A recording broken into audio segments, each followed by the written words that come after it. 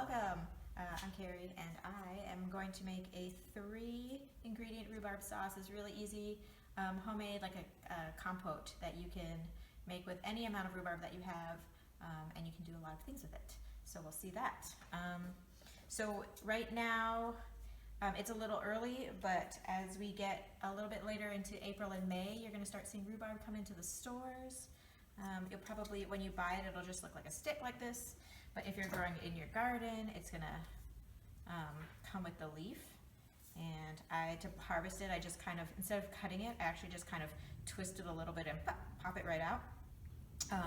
Earlier in the season, it tends to be a little bit darker red, and then as it grows bigger, it's going to possibly be greener, depending on your variety.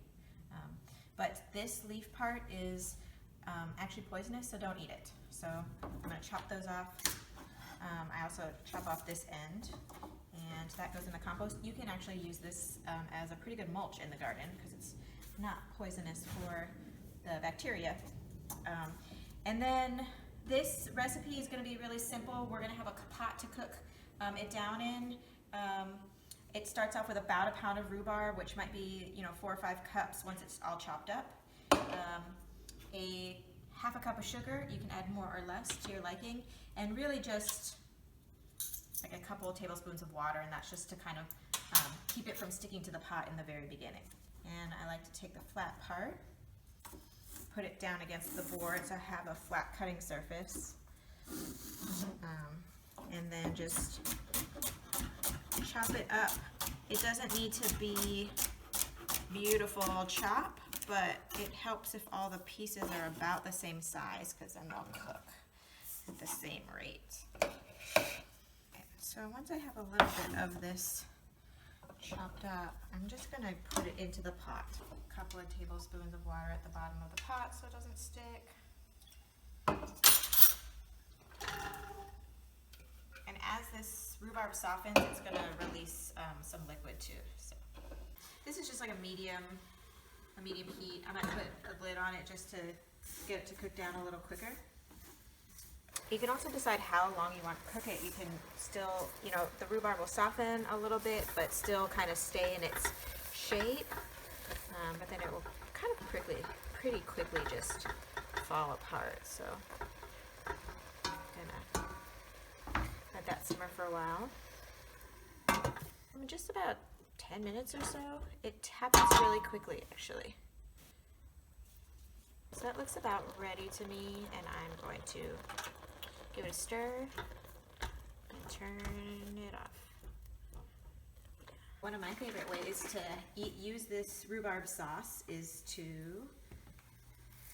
put it on an angel food cake with some whipped cream, which they didn't have at the grocery store right now, and I do not know how to make angel food cake, which is why it seems so mysterious and elusive to me. But they did have some cream scones, so I'm going to make like a strawberry shortcake. Most people know about strawberry shortcake, but not very many people know about rhubarb shortcake. Okay, so if you've never whipped cream before, I do like to put just a little bit of sugar in there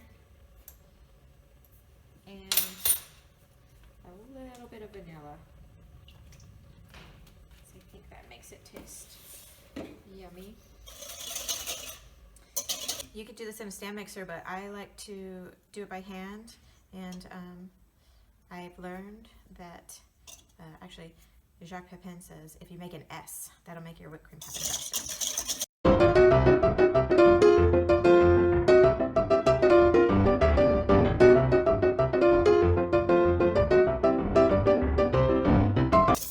Okay, there's that. Just gonna take one of these and split it with a knife.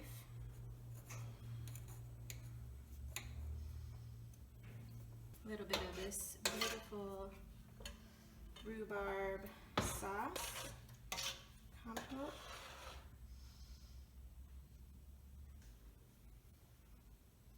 I could do another layer. There you go. So there's lots of things that other things you can do with this rhubarb compote or sauce. You can eat it on ice cream, which is always anything on ice cream is nice. But one thing I like to do is make like a deconstructed rhubarb crisp. This is a nice way to make something similar to a crisp without, if you don't have an oven or if you're too lazy to bake. I put a little bit of the compote at the bottom of the bowl, and I'm just adding some pre-made granola. So that's going to add the crunch and the oats. Of course, whipped cream on top. And that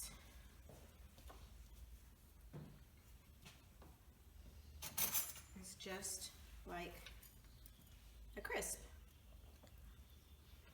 One of the underutilized ways of using rhubarb, though, very often we use it as a fruit and add sugar, but it does have a really remarkable crispy texture and tart flavor that can be used in savory dishes as well. You don't actually have to cook rhubarb to eat it. You can eat it fresh, and I sometimes will chop it up into very small pieces and add it to like a grain salad or a lentil salad, and it adds a really nice tart crunch, little bit of crunch to it. So think about rhubarb even outside of your pies and tarts and cakes. How we would store this in the refrigerator, or how we would store the rhubarb, I think, is to think of it more like a vegetable than a fruit. I would take the leaf and the bottom off and just store it maybe in a plastic bag or in a plastic container or in your vegetable crisper. If you wanted to freeze this, what I might do is chop it into small pieces and then store it like a fruit. If you have a bunch of berries, you would freeze them flat on a cookie sheet, maybe on a piece of wax paper or parchment paper, put that flat into the freezer, and once they're hardened and frozen, then I would gather up those berries or those chopped up pieces of rhubarb and then pack those in a Ziploc container. You could also cook this down and make the compote and then just freeze the compote or the sauce in a hard-sided container. Well, that is a simple way that you can cook rhubarb. Lots of ideas for how to store and preserve it for the future. And go out and find some rhubarb. Either try growing it in your garden, or you can find it at farmers markets and grocery stores in the spring.